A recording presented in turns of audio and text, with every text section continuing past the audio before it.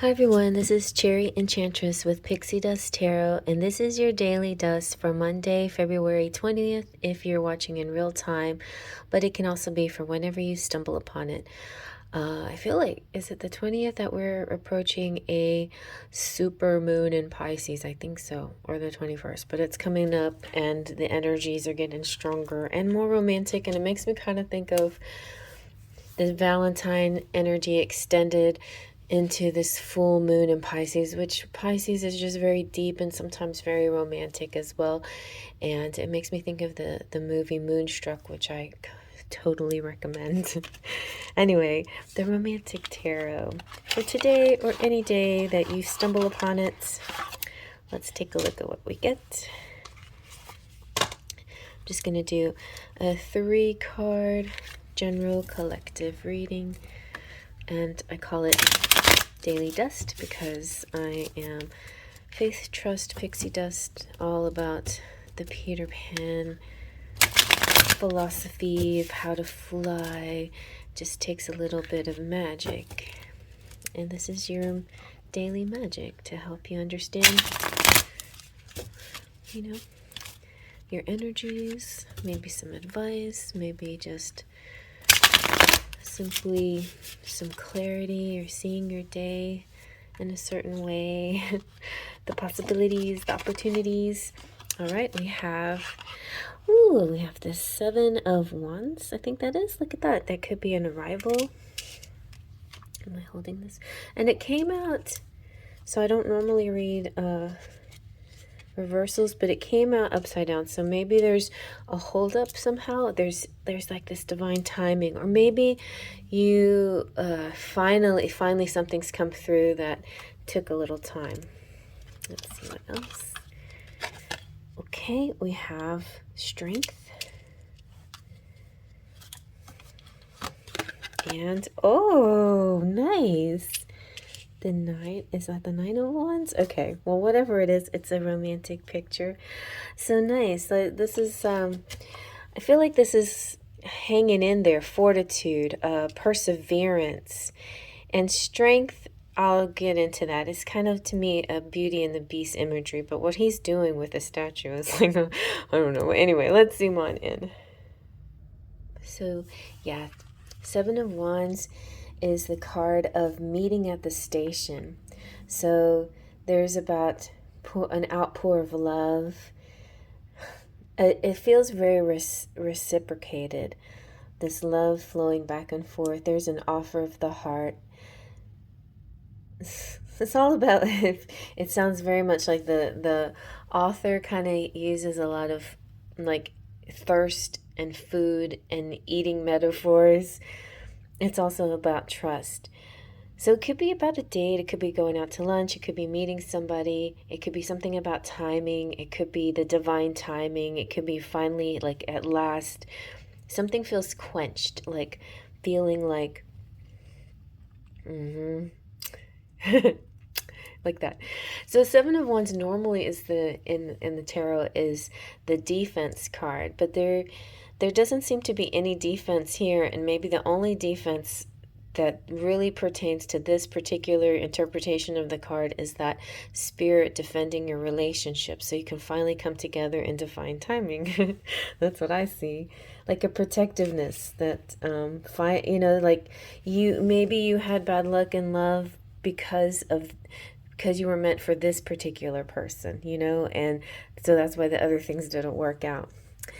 Okay, and so then strength is like, to me, this is like you have a good thing here, you have to hold on to it. Sometimes you're going to have ups and downs just like any other situation, so don't confuse the ups and downs with the past people that were wrong for you. See this as a test of your will, your willpower to keep going, to hang on. So the Beauty and the Beast message to me, I think, is always the strongest message in the Strength card. And the Beauty here, she is like soft control, the Beast. Like, see, she has a very soft face. She has a gentle touch on him. The Beast, or the lion, is ferocious. She's gentle, he's ferocious. They're very yin yang. She's the guiding light, he's the protector. But together they help each other. They balance each other in the daily ups and downs. Like, what is she holding a, oh yeah, oh, that's the old-fashioned like the Marseille's version of the strength card. But the traditional message was soft control. It is a kind of a control. Maybe there's a person in your life who desires your guidance, like they're like, I can't do this on my own. I have trouble with self-discipline. I have trouble with even self-motivation, and I know that I need to amp that up, but I could really use your help in that department. So I feel like the part of you, like you may not want to be controlling because you kind of always worked against that energy. Like, I don't want to control people, I don't want to manipulate. But maybe there's a person that kind of desires a little bit of that from you, a little bit of helping you, like steer you in the right direction. So just, be very open and honest in communicating about your desires and your needs with each other. But I think there are things that you can do to help each other.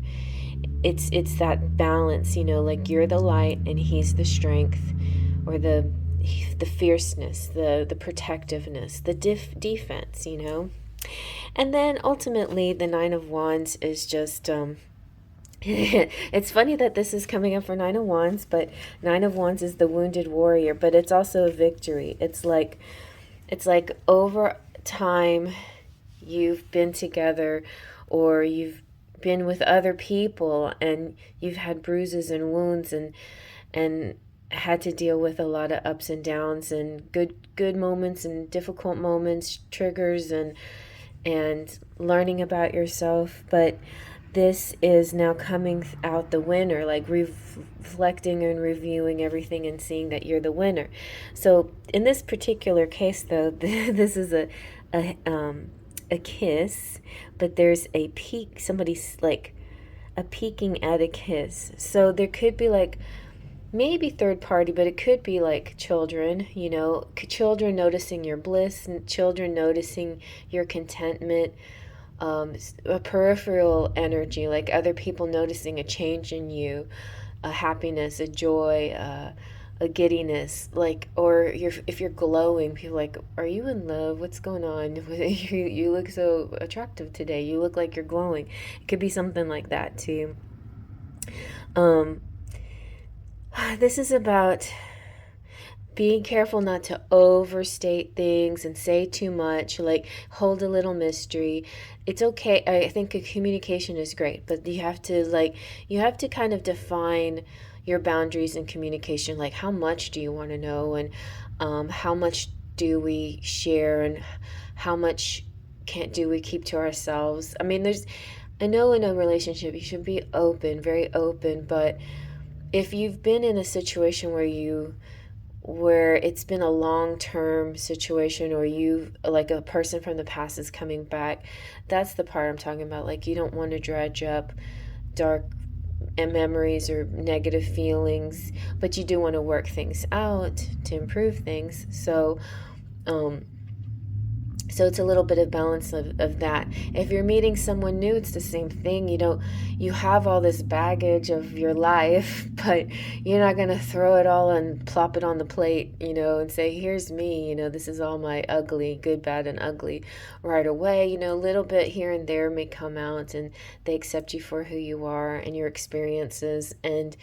But mostly your experiences make you who you are today. And then that's just how you should look at them. You shouldn't look at them as real specific things that you need to talk about.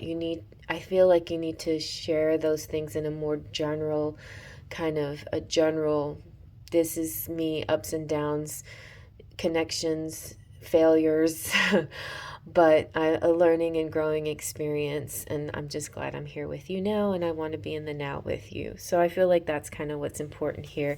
And I think, this is a really beautiful, like, chemistry, a connection, love, respect for each other, and everybody else can see the beautiful connection that you are, like how well you balance each other.